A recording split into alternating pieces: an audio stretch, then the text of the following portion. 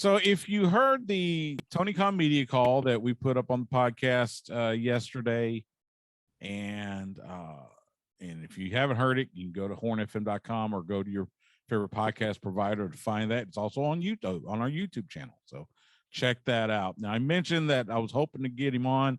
Sure enough. So I'll go to the Vaqueros Caffeine Cantina hotline to bring in the host of the Big Audio Nightmare, the host of the Mid-Atlantic Championship podcast, and he is on daily on Wrestling Observer Live. I've said it many times before, the voice of reason for that very program. He is Mike Sempervive. Follow him on Twitter at Sempervive. Mike, you follow New Japan closer than I do and closer than most. And so but before we get into that, I kind of want to get your feeling, your level of excitement on this Forbidden Door pay-per-view that we are as of now, and it's just before, it's right at 12:30 p.m. Central, 1:30 p.m. Eastern. So we are a shade over 24 hours away. Give me your level of excitement for Forbidden Door.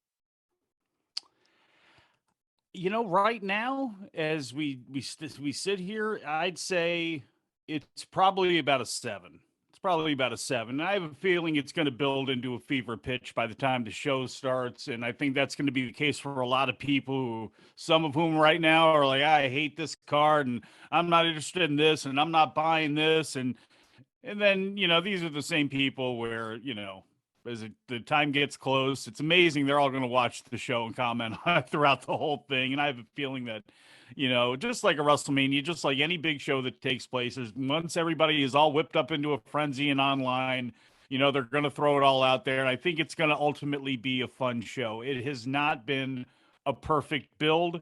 We have not had perfect circumstances leading into this show. There are matches that if it was my dream show, I went on as many other people would with their dream matches, but it's not about that. My excitement for this show as a longtime observer and as somebody that watched this relationship looked like it was never going to blossom. And then we have ROH going down, the pandemic happening, all these things taking place. And then we finally get AEW and New Japan working together. And for me personally, this is one step, and I'd like to see how it goes on a longer journey.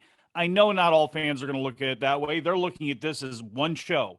And in the referendum is, did AEW do enough for their casual wrestling audience, their pure AEW fans? Did they do enough to get them to drop $50 a month after they just did in tough economic times to see guys that their hardcore fans know are fantastic? Mm-hmm. But is there enough to whip up those other people, the people that actually really do drive pay-per-view buys? Is there enough of them? Did it get them interested?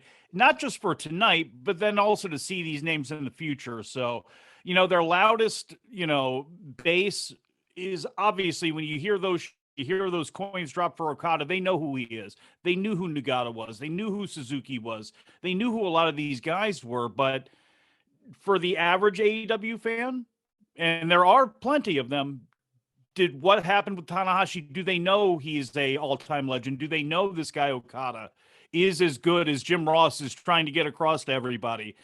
We'll see. But, you know, the one thing we know for sure is there's going to be a lot of banter, pro, con, good, bad. There's going to be nits getting picked, and there's going to be great matches. Probably there's going to be to talk about too once it's all said and done. Let me ask you this. The you know, you mentioned you brought it about at a 7 out of 10, and I think I'm probably about the same spot.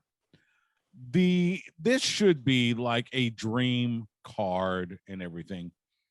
Is the reason for kind of the tempered expectations, is that only because of the rash of injuries? We don't have Punk, you don't have Danielson, you don't have O'Reilly, you don't have Samoa Joe. Is it just the rash of injuries, or is it something else? More than the injuries, I think it's the matchmaking, because I think there are some people that heard that New Japan and AEW were going to work together, and immediately in your mind, what do? You do what we all do. You do what we all do when there's slow times in the media right now. What are they talking about when it comes to the NFL, right? You're taking two things, you're comparing them, you're taking two draft picks, you're comparing. So of course you're going to take, well, I want Okada to face this person. I'd have Tanahashi against this person. I want Jericho against this and this. It's not how this works. It's unfortunately not how this works. And when you look at super cards that are put together, especially in Japan, you see a lot of multi-person matches. You see a lot of strategic matches put on there. And again, this is step one on building a foundation, working together, just another step, and then building this whole thing. We've had guys come in. We haven't had anybody really from AEW go over there because of the pandemic, but we've had Moxley and Jericho. There have been some outliers, but this is still brand new. So that's what they're doing. And unfortunately, for a lot of fans, and I don't blame them, they're not looking at it in that way. And they're going, well, why am I getting this? Why are there so many multi-person matches? Who is this person? Why am I bothering with this? All that sort of stuff. And I think that for a fan, that hurts it more than anything. Now, with the injuries, I'm not sure if people even realize the average fan to the level, how many injuries there have been. Now, there's been a little bit of politics, obviously, with the AAA, CMLL stuff that forced Phoenix and Penta and Andrade off of this show. But we've had Kyle O'Reilly is injured. I mean, every single match, with the exception of the one match that doesn't have direct New Japan ties, and that match being Thunder Rosa and Tony Storm, with the exception of that match, every single match has been touched by injuries. Every single one, with the exception, I guess, of Ospreay and Orange Cassidy planned after Tony Khan knew that Andrade wasn't going to be there. Every single other match has been touched by an injury. Yeah. So it is no excuses. You got to go out there and you do it. You got to deal with what you got to deal with. But this thing has been snake bitten from the jump. So in some ways, if this doesn't ultimately at the end of the day end up being the knockdown, drag out, greatest show of all time, which I don't think it's going to be, you know what? That may actually be a benefit, because the second show that actually happens between the two, when everybody is actually at full strength and we know what's going on politically, we know where pieces are moving, and that's the other thing people don't care about either. They don't care that the G1 is coming up. They don't care that this is happening and he's got plans for these guys long-term and New Japan's got plans. They don't care about that. They just want to see the best go out there and go at it. And unfortunately, because of circumstances and politics, we're not going to get that. Yeah, I think you're right. It's unfortunate about the politics. Now, injuries, look, in the sports world, injuries are a way of life. You're going to have injuries. You got to play. Dak Prescott went down a couple years ago, and there went the Cowboys season. You got to deal with the injuries. Same here. Same in wrestling. It's not ballet. But the politics, yeah, you wish you could have made something happen with AAA and CMLL to where Andrade could be in there, to where Phoenix and Penta could be there. But, maybe we'll try that for Forbidden Door 2, which Tony Khan mentioned during the media call. He said, yeah, there is thought about it. I don't think they've, necessarily put a stamp on a sequel, but there's at least been talk. So we'll see. The match, the card itself, 12 matches, 3 of them on the buy-in, the pre-show, and the other 9 on the main card. And it's funny. We are so conditioned.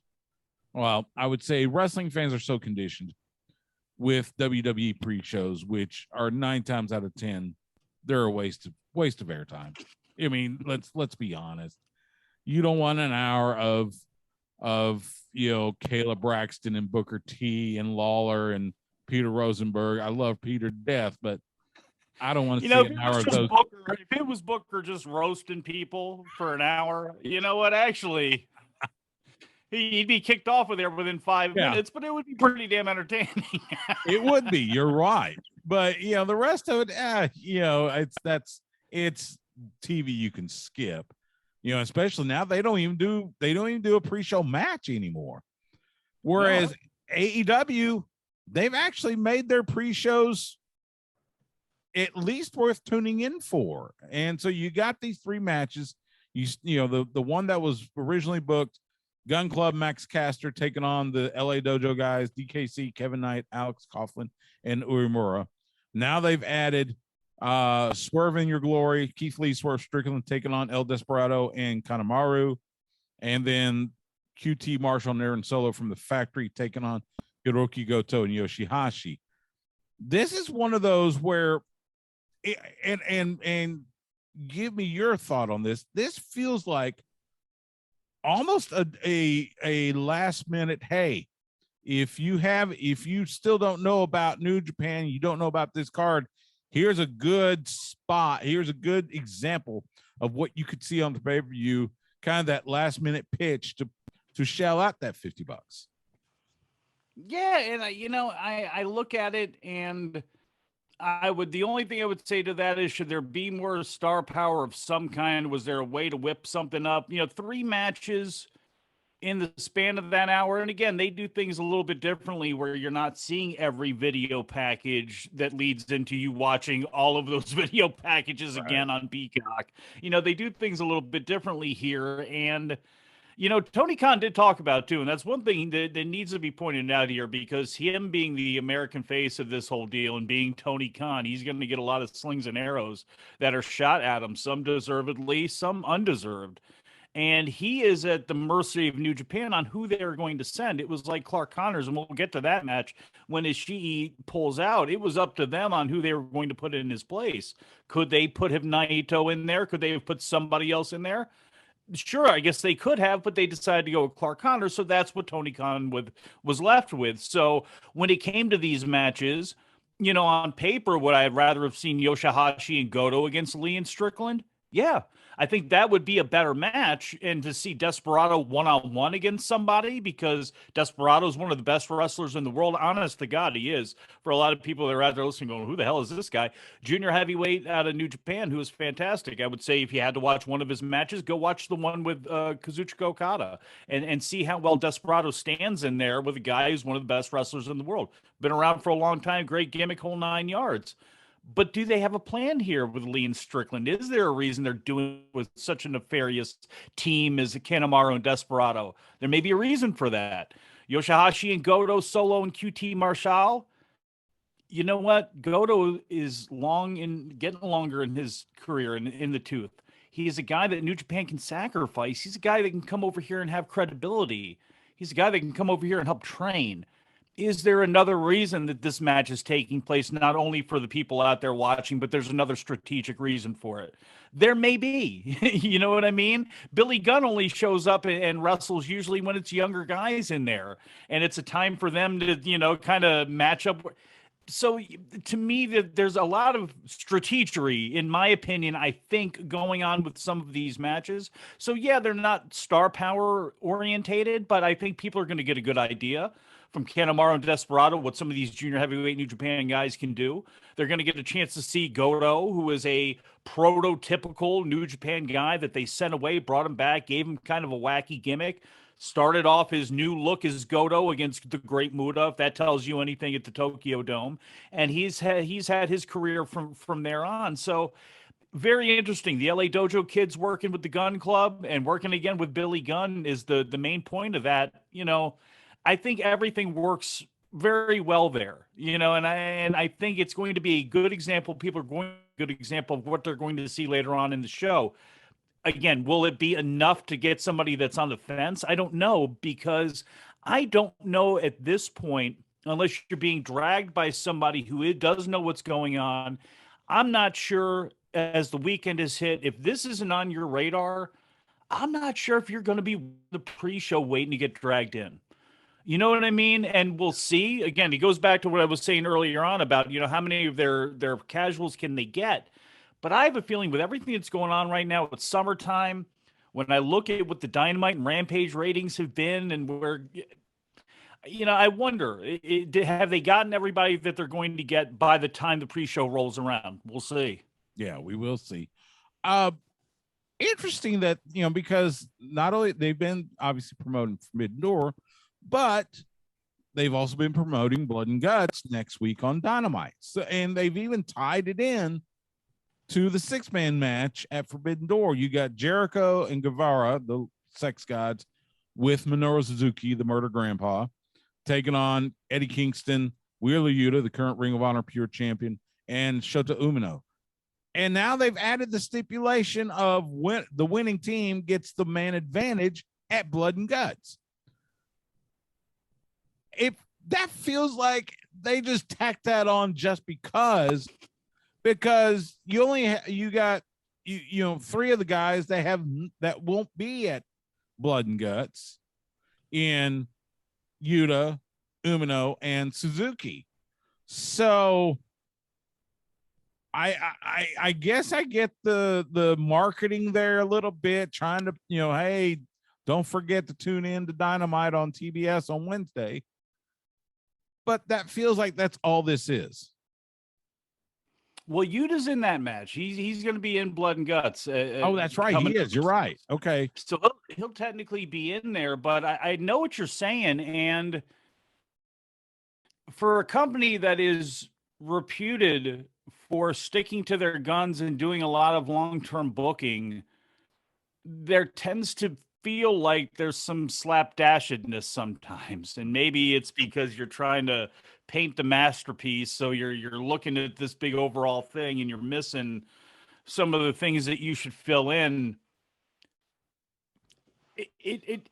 This felt very New Japan like we need this to happen on this show before we can announce this, where it's like, yeah, probably you should have said this Friday at the very latest. You should have said it on Friday, or really on Wednesday. You should have set it up to me then.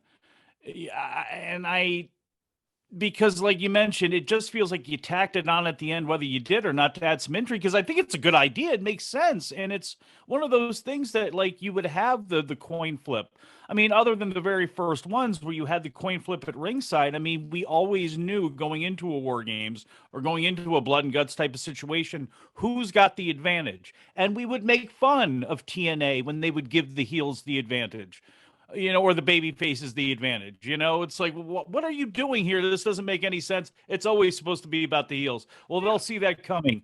Doesn't matter. It's about the heels getting the advantage in the cage. But regardless of that, so you're exactly right. It does feel like they did tack it on at the end. It's felt like this has been, and again, some of it's been because of injuries, but now it's a 4-way. It's going to be a 3-way. It's going to be this. It's going to be that. And this is kind of part of that. And this at their own hand, this is something that I think is their fault if it doesn't really catch or if it doesn't really have any impact. Yeah, I think you're right. Kind of tied into that is the match with Zack Sabre Jr. We saw Bryan Danielson come out, say he's not going to be available for Forbidden Door or for Blood and Guts, but he has found a very suitable replacement. And this is going to be the newest member of the Blackpool Combat Club. So he is not only going to face Zack Sabre Jr. Forbidden Door, he's also going to be the 5th man for Blood and Guts on Eddie Kingston team. Now, is it the worst kept secret that it's going to be Claudio Castellone, the former Cesaro, or could we be looking at somebody else? Because Johnny Gargano's going to be in Chicago, but he's pretty much shot down that he's not going to be there. I've heard the name Filthy Tom Lawler bantied about. I like Tom. I think he's fantastic. I'm not sure he's a big enough name to be in this match, but we'll see. But it feels like everything's lining up for Cesaro.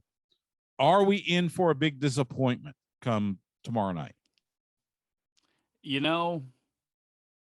There are some people that are going to say, if it's not Cesaro, well, you shouldn't have built it up. He never promised that, blah, blah, blah. When they didn't mention who the person was going to be on national TV on Wednesday, you've now built everybody up into high expectations, or at least something where even if they're not going to be over the moon about it, they wouldn't have saw it coming. And it's got to be good.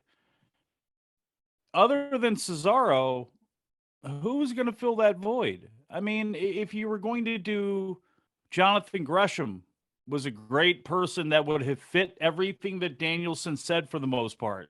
and he's a champion of Ring of Honor, if I'm still not mistaken. Yes, he is the ROH World Champion. Would make sense. But that's a name that you announce on Wednesday. Yeah. Filthy Tom Lawler, same way. And I love Filthy. You know that. But he comes out there, stands in the ring with Danielson. Then Zack Sabre Jr. comes down the ramp. That would make more sense by doing it the way that they did it. If it's not Claudio, you only have yourself to blame. And again, people, should you have built yourself up? Yes, that's what people. Yes, you're building expectations up. Yeah. So to me, this is going to be another self-inflicted wound if it happens. Because if it's Gargano and I know Johnny Wrestling and the callbacks and whatever else you can do, I think even that would be disappointing if he's just feeding everybody a line and it's really him. But to me, if it's not Cesaro, Claudio. Yeah, it's a tough one. It's got to be him, especially moving forward into the cage, because again, it just makes more sense. Right. Well, and that's the thing. I think it kind of like what you just said. If it's not Claudio, then I don't think there is a name that's gonna result in more excitement. I think everybody will be disappointed if it's not the former Cesaro. Let's talk for a second about the AEW All-Atlantic Championship, which includes someone from New Japan, based in Japan, which is in the Pacific. When they initially announced this title, they said, "Hey, we've got a brand new title." Everybody was thinking, "Okay, they're finally going to do the trios titles," and then they come up with this. This feels a little like those regional titles in the NWA, the Florida title, the Missouri, the Mid-Atlantic, the Western States Heritage Championship. This feels a little like that, where they'll put a championship on somebody just because they want another belt. But I mean, this is probably, I would say, this might be the least look forward to championship match in AEW short history. As a child of that era, as somebody that would rush out to buy the Inside Wrestling, because in the back, when they had the official ratings, they would have the roll call of champions from everywhere from around the country. And I was a kid that as cable expanded and everybody was getting syndication, to see the Central States heavyweight champion pop up on your screen, to see the Florida heavyweight champion pop up on your screen when all you had was the Mid-Atlantic heavyweight champion, and you're seeing this and that. And then you look back, and as much as I liked a lot of those belts, how they looked, as much as how in my mind, much like probably Tony Khan, I can make this work. Too many belts is too many belts. Yeah. And you have so many floating around right now, because you have AAA titles, you have Ring of Honor titles, you have New Japan IWGP titles, you have never open weight titles. It's probably too much. And you got to, get rid of the FTW titles.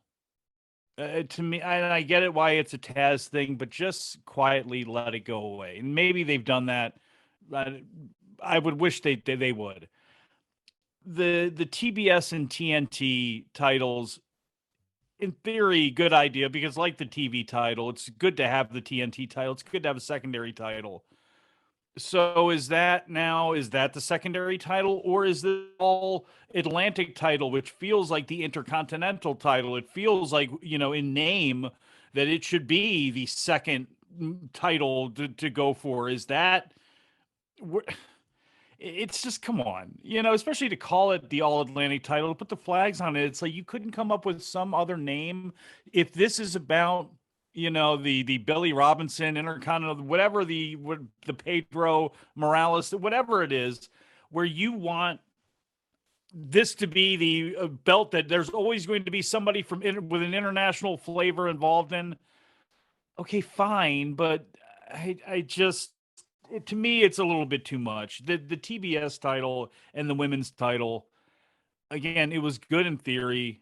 You only need one of them. And whenever this run, I can wait. I'm not dying to hack championships here, but you look at all of them floating around, and it's like everybody's got a belt. And what do any of these belts mean? And again, it doesn't bother me, but there's been no history that has borne out having more belts is better. And the bottom line is, no matter what the belt is, the story's got to matter.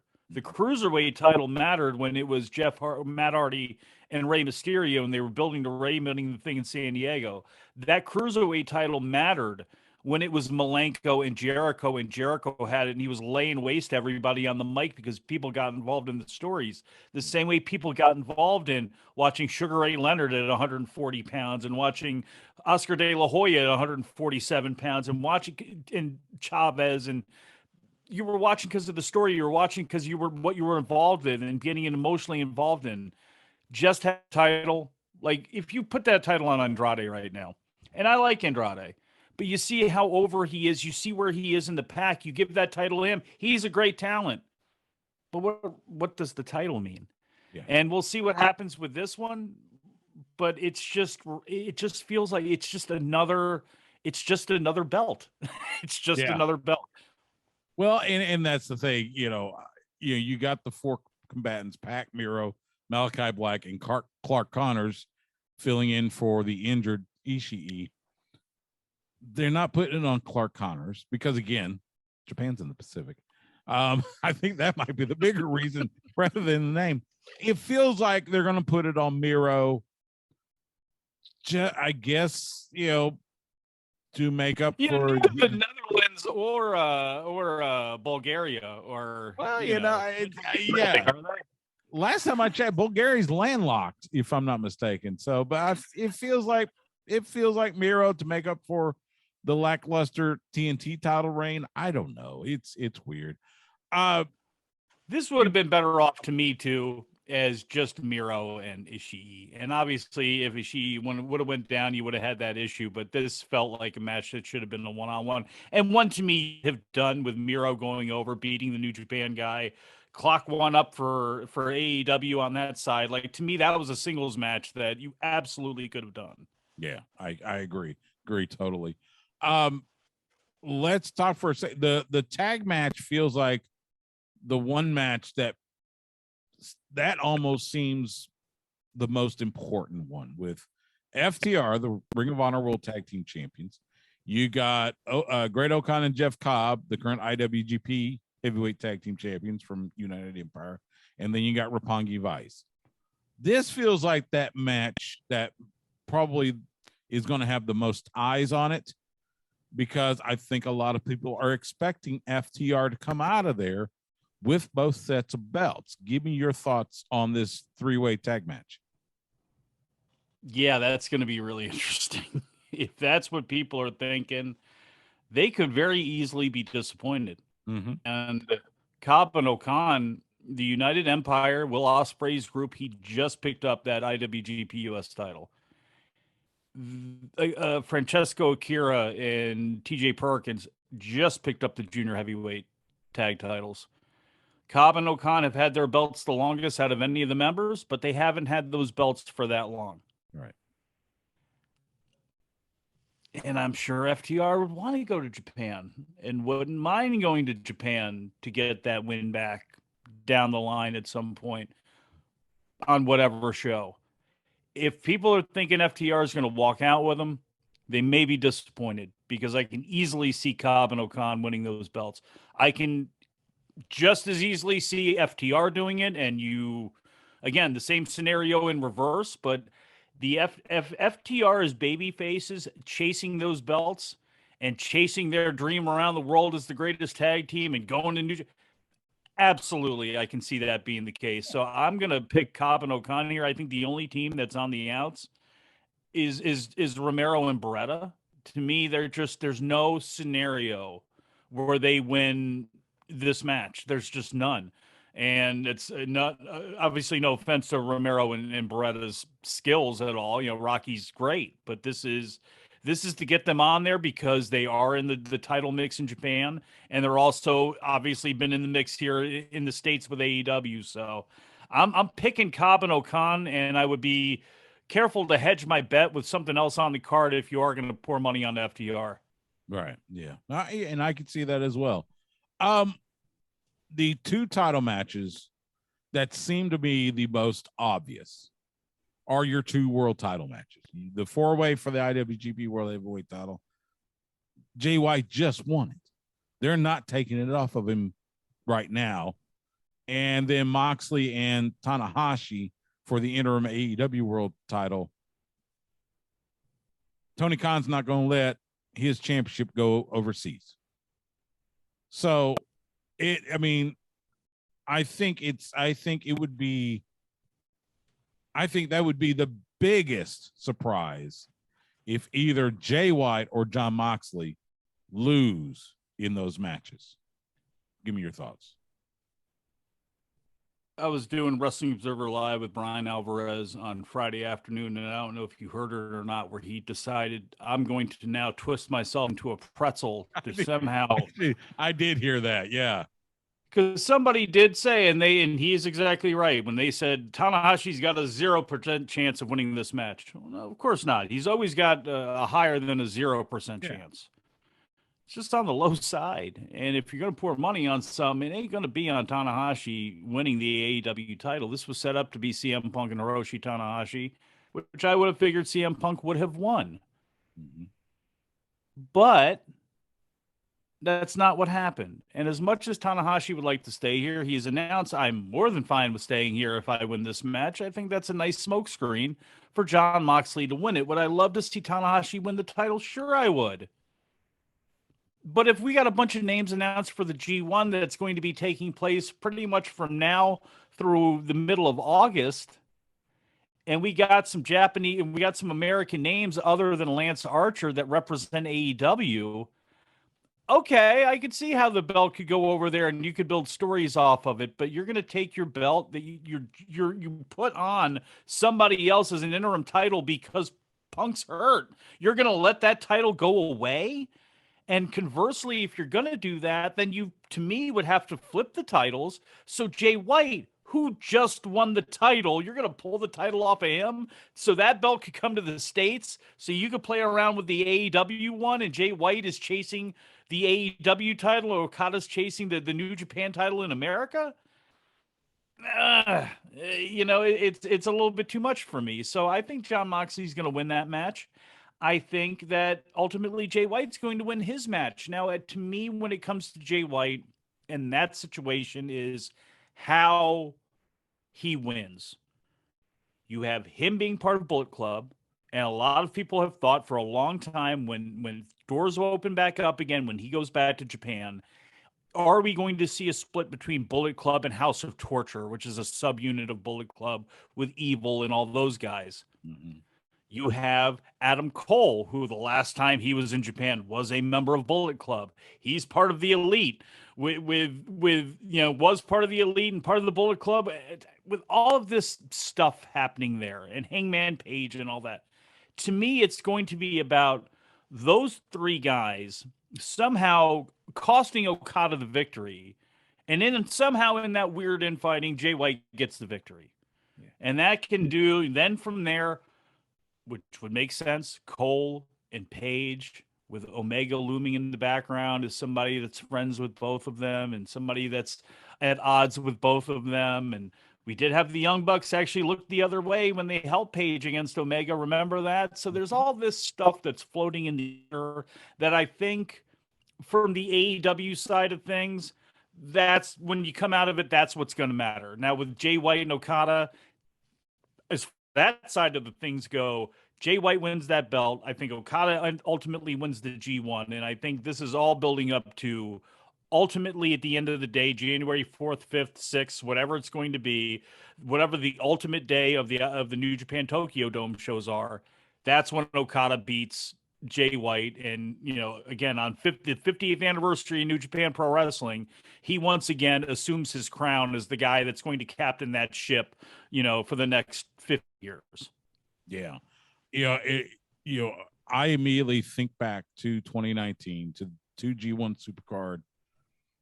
Jay White comes in as the IWGP Heavyweight Champion. He had held the title for a few months. I'm trying to remember. It was probably less than 6 months, and then it was him and Okada, and Okada beats him, and in the rivalry. And we heard this leading up to Dominion. That's Okada's only victory over Jay White, was winning the title back at Madison Square Garden in New York. So I got to lean with you in setting up Okada White at Wrestle Kingdom in January 2023, which means, Jay White's got to keep the title here. Something, and this has a little bit to do with the pay-per-view. This has a little more to do with the booking of New Japan going forward. It feels like they want to, for lack of a better term, capture lightning in a bottle again with Bullet Club. We've seen, first of all, Bullet Club's gotten, they're starting to feel a little bit like the NWO with adding Ace Austin, and then they added who was it? Just a bit ago, it was Ace Austin. They added Chris Bay. There was somebody else I'm blanking on. Yeah. But it feels like maybe the bookers in New Japan want to make Bullet Club something important again, and that's why you see some of these titles that are in Bullet Club. Give me your thoughts on the resurgence of Bullet Club in New Japan. Well, they definitely wanted faction wars. I mean, if you looked, almost all the titles are wrapped up with something that's got to do with a faction and a battle, and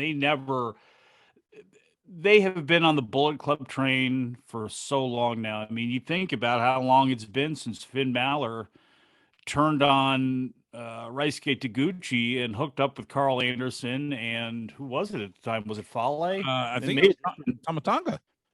Tamatonga, yeah. I mean, so it was just those three guys, and how long ago that was.